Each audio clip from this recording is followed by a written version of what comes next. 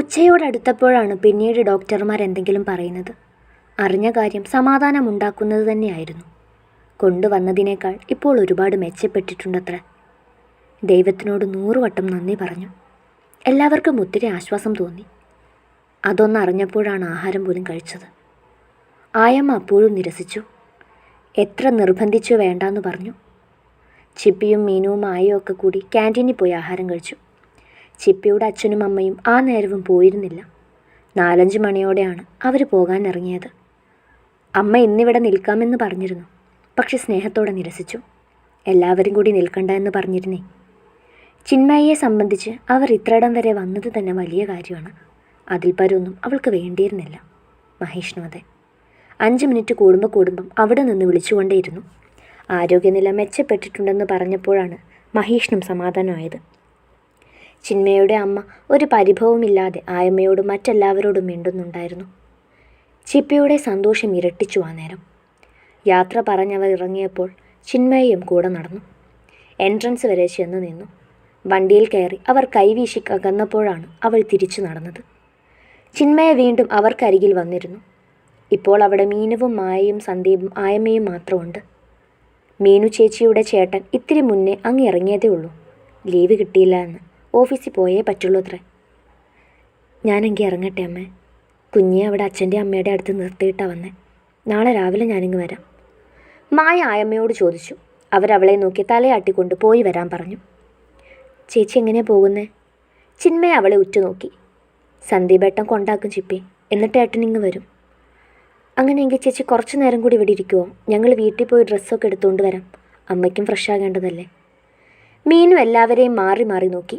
ചിപ്പിക്കും അതാണ് നല്ലതെന്ന് തോന്നി. അത് നല്ലതാ. നിങ്ങൾ വേഗം പോയിട്ട് വാ. മായയും ഞാനും അമ്മയുടെ അടുത്തുണ്ടല്ലോ. സന്ദീപ് സമ്മതിച്ചതും മീനുവും മായയും കൂടി തലയാട്ടി പോകാനിറങ്ങി. പോയിട്ട് വരാമേ. ടെൻഷനാകണ്ട കേട്ടോ. ചിന്മയ അവരെ ചേർത്ത് പിടിച്ചു. പോയിട്ട് വാ കുഞ്ഞെ. അവരും തലയാട്ടി കൊടുത്തു. ചിപ്പി മായയെയും സന്ദീപിനെയും നോക്കി യാത്ര പറഞ്ഞിട്ട് വേഗം മീനുവിനൊപ്പം പുറത്തേക്ക് നടന്നു. ഇനിയിപ്പം നമുക്ക് ബസ് കിട്ടുന്നത് വരെ ഇവിടെ നിൽക്കണ്ട മീനു വെച്ചി. ഓട്ടോ കിട്ടുമെന്ന് നോക്കാം. 10 മിനിറ്റ് കഴിഞ്ഞിട്ടും ബസ് കാണാതെ ആയപ്പോഴാണ് ചിപ്പി പറഞ്ഞത്. എനിക്കും തോന്നുന്നു. നീ നോക്കൂ ഓട്ടോ വരുന്നുണ്ടോയെന്ന്. ഇരുവരും പരസ്പരം പറഞ്ഞു നിന്നപ്പോൾ തന്നെ അകലെ നിന്നും ഒരു ഓട്ടോ വരുന്നത് കണ്ടിരുന്നു. ഇരുവരും കൈ കാണിച്ച് നിർത്തി അതിൽ കയറി. വീട്ടിലെത്തിയ പാടെ ചിന്മയെ കുളിക്കാൻ കയറിയിരുന്നു. വേഗം തിരിച്ചു പോകേണ്ടതുണ്ട്. മീനാക്ഷി ആ നേരം കൊണ്ട് ഡ്രസ്സൊക്കെ എടുത്തു വെച്ചു. ചിപ്പി പെട്ടെന്ന് കുളിച്ചിറങ്ങി. ആ സമയം മീനു കയറിയിരുന്നു. മഹേഷേട്ടൻ വിളിച്ച് ഇത്തിരി ഏറെ നേരമായിരുന്നു. സിമ്പിൾ ഒരു ചുരിദാർ എടുത്തിട്ട് മുടിയിൽ ചെറിയൊരു ക്രാബ് ഇട്ടുകൊണ്ട് ചിപ്പി കിടക്കയിലേക്കിരുന്ന് ഫോൺ എടുത്ത് അവനെ വിളിച്ചു. ആ പറഞ്ഞു ചിപ്പി. അടഞ്ഞ ശബ്ദം ചിന്മയുടെ കാതിലേക്കെത്തി. മഹേഷേട്ടന് വയ്യേ? ശബ്ദം എന്തോ വല്ലാണ്ട്. ചെറിയൊരു കോൾഡ്. താനിപ്പോൾ ഹോസ്പിറ്റലിൽ തന്നെയാണോ? ഡോക്ടർ പിന്നെന്തേലും പറഞ്ഞോ? പിന്നെ ഒന്നും പറഞ്ഞില്ല മഹേഷേട്ടാ. ഞാനും മീനു ചേച്ചിയും കൂടി ഇപ്പോൾ വീട്ടിലേക്ക് വന്നു. ഡ്രസ്സൊക്കെ എടുക്കാൻ വേണ്ടി. പിന്നെ ഫ്രഷ് ആകാൻ വേണമായിരുന്നു. ആണോ? അപ്പോൾ അവിടെ ആരുണ്ട്? സന്ദീപേട്ടനും മായേച്ചിയും അമ്മയും ഉണ്ട്. നിങ്ങളിന്ന് ഡ്യൂട്ടിക്ക് പോകുന്നുണ്ടോ? ഇല്ല. മനസ്സിനൊരു സമാധാനമില്ല കുഞ്ഞെ. ഒന്ന് കരയാൻ പോലും പറ്റുന്നില്ല. ആകെ വല്ലാണ്ടൊരു മടുപ്പ് പോലെ. ഒന്നുമില്ല മഹേഷേട്ടാ. ഞാനില്ലേ കൂടെ. നിങ്ങൾ ആവശ്യമില്ലാണ്ട് ഓരോന്ന് ഓർക്കണ്ട. ചിന്മയിൽ ഒരു ഭാര്യയുടെ കരുതൽ നിറഞ്ഞു. പിന്നൊരു കാര്യം. പോകുന്ന വഴിക്ക് നിൻ്റെ അക്കൗണ്ടിൽ നിന്നും കുറച്ച് ക്യാഷ് എടുത്ത് വെച്ചേക്ക്. ATM കയറി. അളിയനെ ഒന്നും ബുദ്ധിമുട്ടിക്കാൻ നിൽക്കണ്ട. ഞാൻ അയച്ചിട്ടുണ്ട്. ശരി മഹേഷേട്ടാ. എങ്കിൽ ഞങ്ങൾ ഇറങ്ങട്ടെ. പോയിട്ട് വാ. ബായ്. അവൻ ഫോണിൻ്റെ സ്പീക്കറിലൊന്ന് ചുണ്ടമർത്തി. ആ വേദനയിലും ചിപ്പിയും തിരികെ അതുപോലെ ഒന്ന് കൊടുത്തിരുന്നു. അധികം വൈകിച്ചില്ല. ഇരുവരും ആവശ്യമുള്ള സാധനങ്ങളൊക്കെ എടുത്ത് വേഗം തന്നെ വീടടച്ചിറങ്ങി. മഹേഷേട്ടൻ പറഞ്ഞതുപോലെ ATMൽ നിന്നും അത്യാവശ്യം പൈസയൊക്കെ എടുത്തിട്ടാണ് ഹോസ്പിറ്റലിൽ പോയത്. അവിടെ എത്തുമ്പോഴേക്കും സന്ദീപേട്ടൻ റൂം എടുത്തിട്ടുണ്ടായിരുന്നു. അമ്മയും ചേച്ചിയും ഒക്കെ അവിടെയായിരുന്നു. നേരെ അങ്ങോട്ടേക്ക് ചെന്നു. ഇരുവരും വന്ന് കുറച്ച് കഴിഞ്ഞപ്പോൾ തന്നെ സന്ദീപേട്ടൻ മായ ചേച്ചിയെ വീട്ടിൽ കൊണ്ടാക്കാൻ ഇറങ്ങിയിരുന്നു. ചിന്മയും മീനുവും കൂടി അമ്മയെ നിർബന്ധിച്ച് ഫ്രഷ് ആകാൻ പറഞ്ഞു വിട്ടിരുന്നു. ദിവസങ്ങൾ 1-2 പിന്നെയും കടന്നു. ആ കുടുംബം ഇപ്പോഴും ഹോസ്പിറ്റലിൽ തന്നെയായിരുന്നു. അച്ഛൻ ഇടയ്ക്കിടെ വീണ്ടും വയ്യാണ്ടാകും, പിന്നീട് കുറയും. ആ ഒരവസ്ഥയിലായിരുന്നു. ഇത്രയും ഉണ്ടായിരുന്ന ആശ്വാസം പിന്നെയും പോയി കിട്ടിയെന്ന് പറയാം. അമ്മയുടെ അവസ്ഥ ഓർക്കുമ്പോഴാണ്. ചിന്മയുടെ അച്ഛനും അമ്മയും എന്നും രാവിലെ വരും. ഹോസ്പിറ്റൽ കാര്യങ്ങളിൽ സഹായിക്കും. വൈകുന്നേരം വരെ അവിടെ ഇരിക്കും. അവർക്ക് താങ്ങായി. അച്ഛനിടയ്ക്ക് മഹേഷേട്ടനെയും വിളിച്ച് സംസാരിച്ചിരുന്നു. അന്നും പതിവ് പോലെ എല്ലാവരും ICUവിന് മുന്നിൽ കാത്തിരിക്കുകയായിരുന്നു. അനുവദിക്കുന്ന സമയം ഒന്ന് അച്ഛനെ കയറി കാണാൻ. ആ നേരമാണ് ഡോക്ടർ ഡോറ് തുറന്നിറങ്ങി വന്നത്. ഒന്ന് ക്യാബിനിലേക്ക് വരും.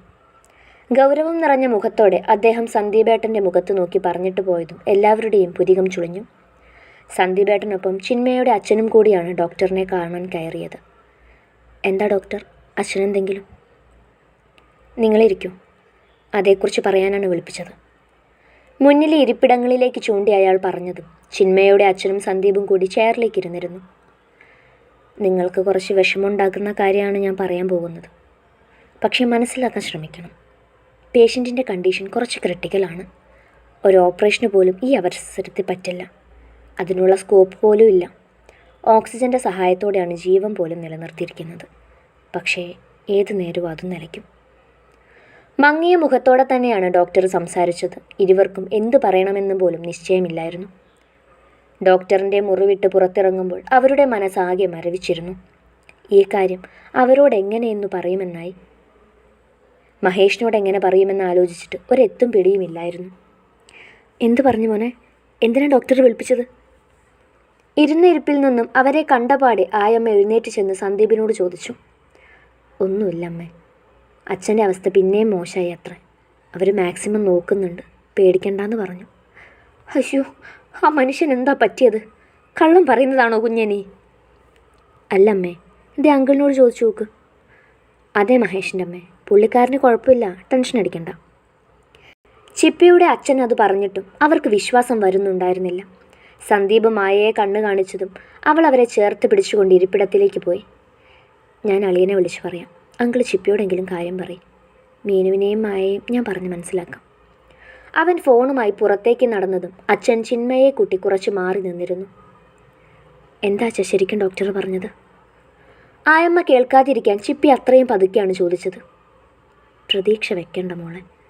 മഹേഷിൻ്റെ അച്ഛൻ്റെ അവസ്ഥ അത്രയും മോശമാണ്. അവർക്ക് ചെയ്യാവുന്നതൊക്കെ ചെയ്തു കഴിഞ്ഞു എന്ന്. അയാളുടെ വാക്കുകൾ ചെവിയിലേക്ക് പതിഞ്ഞതും ചിന്മയ തളർച്ചയോടെ ഒരു വാക്ക് മിണ്ടാൻ കഴിയാതെ ചുവരിലേക്ക് ചാരി നിന്നു. അവളുടെ മനസ്സിൽ മുഴുവനും അവളുടെ മഹേഷേട്ടനെക്കുറിച്ചായിരുന്നു. ആ മനുഷ്യൻ ഇതെങ്ങനെ താങ്ങും ഈശ്വര? ചിന്മയ കണ്ണുകൾ മുറുകെ പൂട്ടി. ആ അളിയ പറയേ.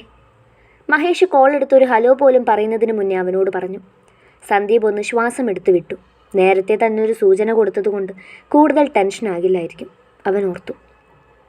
അളിയ, ഞാൻ പറഞ്ഞതുപോലെ തന്നെ ചെയ്തോളൂ. എത്രയും പെട്ടെന്ന് എമർജൻസി എടുത്തു വരണം. സന്ദീപിൻ്റെ ഇടറിയ ശബ്ദം. മഹേഷിന് എന്ത് പറയണമെന്നറിയില്ല. കണ്ണു കോർത്തു. കാത് മരവിച്ചു പോയി. എന്താ ഉണ്ടായത്?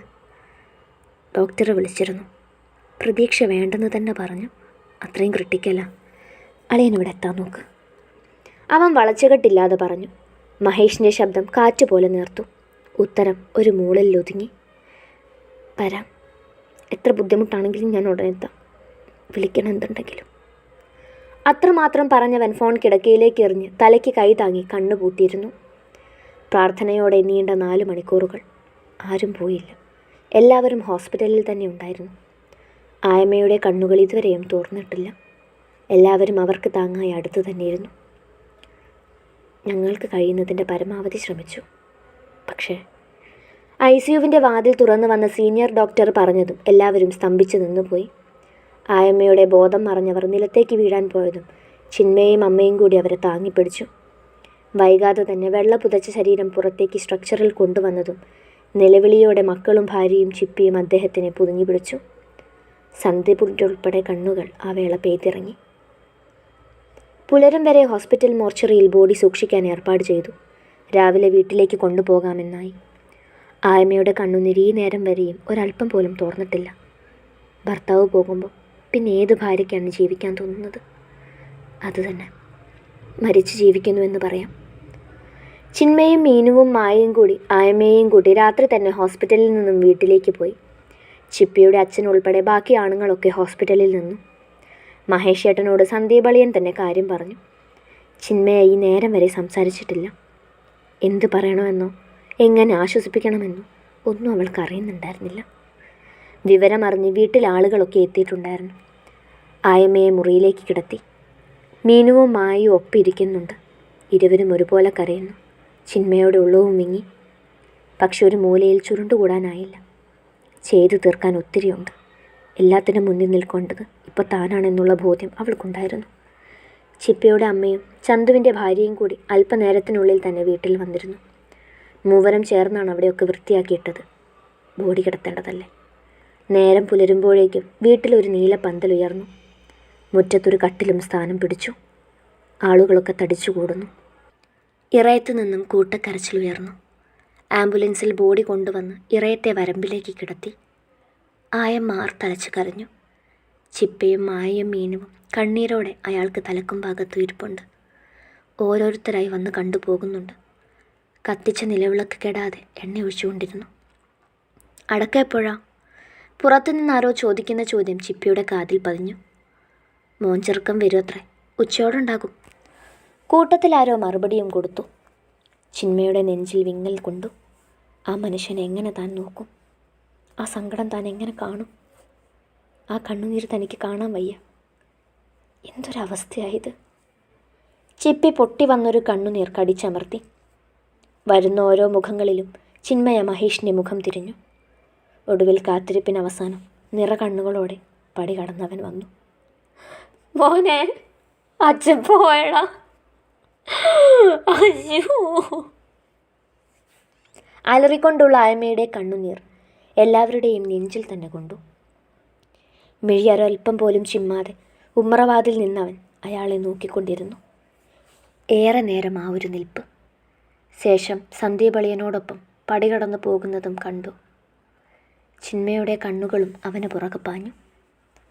മഹേഷ് വന്ന് കുറച്ചു നേരം കഴിഞ്ഞപ്പോൾ തന്നെ ബോഡി അടക്കം ചെയ്യാനായി. കർമ്മങ്ങളൊക്കെ കഴിഞ്ഞ് ചിതയിലേക്ക് വയ്ക്കാൻ ബോഡി എടുക്കുമ്പോൾ ആയമ്മ വീണ്ടും തടസ്സം തീർത്തു. വിട്ടുകൊടുക്കാത്തതുപോലെ.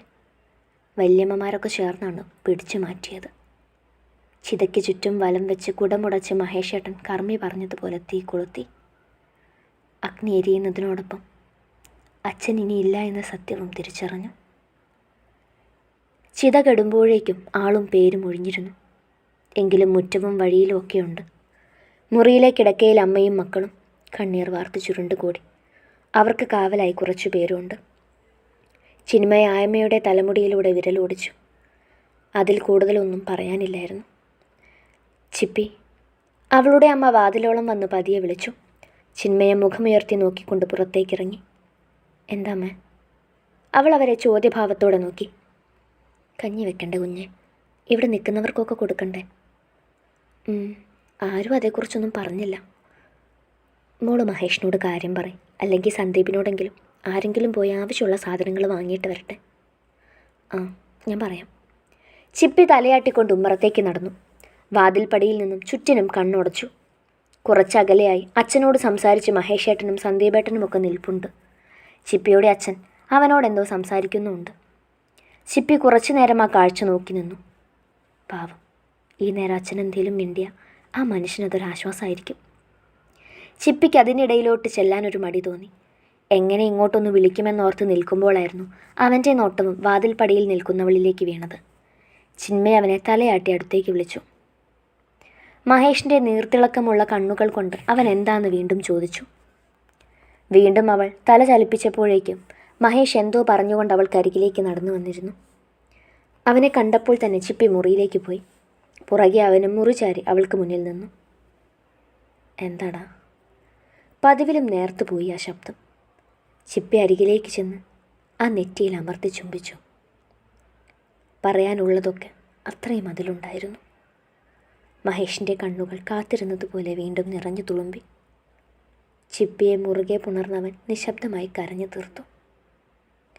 ആ പെണ്ണവൻ്റെ മുടിയിൽ തലോടിക്കൊണ്ടിരുന്നു. തോളിലേക്ക് വെള്ളം അരിച്ചിറങ്ങുമ്പോഴും അവൾ അവനെ തഴുകുന്നുണ്ടായിരുന്നു. കരയാൻ പറ്റുന്ന അത്രയും കരഞ്ഞു തന്നെ തീർക്കട്ടെ എന്ന് കരുതി. ഇത്തിരി നേരം കഴിയുമ്പോഴേക്കും അവൻ തന്നെ അവളിൽ നിന്നും വിട്ടുമാറിയിരുന്നു. ചിന്മയ കൈകൾ ഉയർത്തി അവൻ്റെ കണ്ണുകൾ അമർത്തി തുടച്ചു കൊടുത്തു. മഹേഷേട്ടാ, അമ്മ കഞ്ഞി വെക്കുന്നതിനെക്കുറിച്ച് ചോദിച്ചു. സാധനങ്ങളൊക്കെ വേറെ വാങ്ങണമെന്ന്. അത് പറയാനാണ് വിളിച്ചത്. പിള്ളേരാരെങ്കിലും പറഞ്ഞുവിടാം. വേറെന്തെങ്കിലും മേടിക്കാനുണ്ടോ? തൽക്കാലം അരിയും പയറും ഒക്കെ മതി. ബാക്കി എല്ലാവരും കൂടി തീരുമാനിച്ചിട്ട് ചെയ്യാം. എങ്കിൽ ഞാൻ പറഞ്ഞിട്ട് വരാം. നീ അമ്മയുടെ അടുത്ത് തന്നെ ഉണ്ടാകണേ. അവൻ അവളുടെ കയ്യിൽ മുറുകെ പിടിച്ചു. ചിപ്പിയും അതുപോലെ അവനെ ചേർത്ത് പിടിച്ചൊന്ന് കണ്ണു ചിമ്മി. പിറ്റേന്ന് ഉച്ചയോടെയാണ് ചിപ്പിയുടെ അച്ഛനും അമ്മയും ചേട്ടൻ്റെ ഭാര്യയും പോകാൻ ഇറങ്ങിയത്. അത്രയും നേരം അവരിൽ ഒരാളായി അവരും ഉണ്ടായിരുന്നു എല്ലാ കാര്യത്തിനും. ഒരുവിധം ആൾക്കാരൊക്കെ പോയിട്ടുണ്ട്. അടുത്ത കുറച്ച് ബന്ധുക്കൾ മാത്രമേ ഇപ്പോഴുള്ളൂ. അഞ്ചും ചെന്ന് അവരും പോകും. ചിന്മയുടെ അമ്മ മഹേഷിൻ്റെ അമ്മയോടും സഹോദരിമാരോടുമൊക്കെ യാത്ര പറഞ്ഞു. നാളെ വരാമെന്നുറപ്പും കൊടുത്താണ് മുറിവിട്ടത്. ചിപ്പിക്കരികിൽ വന്ന് അവർ വീണ്ടും നിന്നു. അവളുടെ മുടിയിഴകളിലൊന്ന് തലോടി. പറഞ്ഞു തരാതെ തന്നെ നിനക്കറിയാലോ, എല്ലാ കാര്യത്തിനും മുന്നിലുണ്ടാകണം. എല്ലാവർക്കും ആശ്വാസമാകണം. എന്തുണ്ടെങ്കിലും അമ്മയും അച്ഛനെയും വിളിക്കണം കേട്ടോ. അവർ പറയുമ്പോഴും ചിപ്പി മുഖത്ത് തന്നെ നോക്കി നിൽക്കുമായിരുന്നു. ഒക്കെയും കേട്ടവൾ തലകുലുക്കി. അവളെ ഒന്ന് കെട്ടിപ്പുണർന്നവർ തിരിഞ്ഞു നടന്നതും ചിപ്പിയുടെ ശബ്ദം അവരെ തടഞ്ഞു നിർത്തി. ഒത്തിരി നന്ദിയുണ്ട് അമ്മേ. നിങ്ങൾ വരുമെന്ന് ഞാൻ പ്രതീക്ഷിച്ചതല്ല. ഈ സമയമെങ്കിലും ഞങ്ങളെ ഒറ്റപ്പെടുത്താതെ ചേർത്ത് പിടിച്ചല്ല. ചിപ്പി നിറകണ്ണുകളോടെ അവരുടെ മുന്നിൽ കൈകൂപ്പി. ആ അമ്മയുടെ കണ്ണുകളും നിറഞ്ഞിരുന്നു. അവരവളുടെ മൂർധാവിലൊന്ന് അമർത്തിമുത്തി. നീ എന്ത് തെറ്റ് ചെയ്താലും ഞങ്ങളുടെ മകളല്ലാതാകുന്നില്ല. ഒരുപാട് വേദനകൾ നിറഞ്ഞൊരു വാക്ക്. അത്രയും മാത്രം പറഞ്ഞുകൊണ്ട് അവർ സ്റ്റെപ്പ് ഇറങ്ങി. ചിപ്പിയും ഒപ്പം നടന്നു. മുറ്റന്ത വരാന്തയിൽ തന്നെ അച്ഛനും മഹേഷേട്ടനും ഇരിപ്പുണ്ട്. ഇരുവരും പക്ഷെ ഒന്നും മിണ്ടുന്നില്ല. ചിന്മയുടെ അമ്മ ഇറങ്ങി ചെന്നതിന് പുറകെ അയാളും ഇരുന്നിടത്ത് നിന്നും എഴുന്നേറ്റു. എങ്കിൽ ഞങ്ങൾ ഇറങ്ങട്ടേടോ. എന്തുണ്ടെങ്കിലും വിളിക്കാൻ മറക്കരുത്. ഒരു ദിവസം എല്ലാവരും ഈ ഭൂമി വിട്ടു പോകേണ്ടതാ. താൻ അതൊന്നും ഓർത്ത് വിഷമിക്കേണ്ട. അമ്മയ്ക്കിനി നിങ്ങളേ ഉള്ളൂ കേട്ടോ. അദ്ദേഹം അവൻ്റെ തോളിലൊന്ന് തട്ടി. അച്ഛാ. മഹേഷ് എഴുന്നേറ്റ് ചെന്ന് അയാളുടെ കയ്യിൽ മുറുകെ പിടിച്ചു. ആ വെളിയിൽ അവന് പറയേണ്ടത് അത്രയും ഉണ്ടായിരുന്നു. ഉള്ളിൽ കൊണ്ട് നടന്നത് അത്രയും നിറഞ്ഞിരുന്നു. അദ്ദേഹവും അവനെ ചേർത്ത് പിടിച്ചു, എല്ലാം തിരിച്ചറിഞ്ഞതുപോലെ. ഏയ് വേണ്ട, ഇനി അതൊന്നും നമുക്കിടയിൽ ഒരു സംസാരമാകണ്ട. കഴിഞ്ഞത് കഴിഞ്ഞു. നിങ്ങൾ സന്തോഷത്തോടെ ജീവിക്കുന്നത് മാത്രം ഞങ്ങൾക്ക് കണ്ടാൽ മതി. അവനെ നോക്കിയൊന്ന് തലയാട്ടിക്കൊണ്ട് അയാൾ വണ്ടിയിലേക്ക് കയറി. ചിന്മയുടെ അമ്മയും അവനെ നോക്കിയൊന്ന് പുഞ്ചിരിച്ചുകൊണ്ട് തലയാട്ടി യാത്ര പറഞ്ഞു. കണ്ണിൽ നിന്നും ആ കാർ അകന്നു പോകുന്നതും നോക്കി ചിപ്പിയും മഹേഷും ഒരു നിൽപ്പ് തുടർന്നു. ഇരുവരും കൈകൾ അതിനോടകം കെട്ടിപ്പുണർന്നിരുന്നു.